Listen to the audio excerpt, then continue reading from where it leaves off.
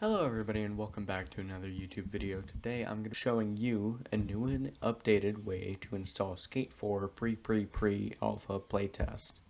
Let's get into it.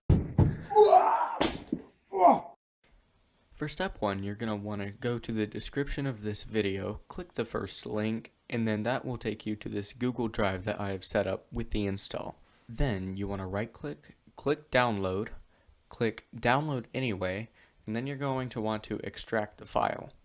Windows may try to prevent you from doing this, but it is perfectly fine. There is a card up at the top of the screen that references my previous video, which explains why this is a safe file. I end up scanning it and proving that it is safe.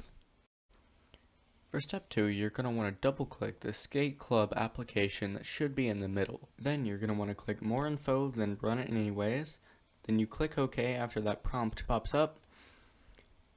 After that, you want to click install, wait a bit. Now that you're done installing Skate 4, you're free to play.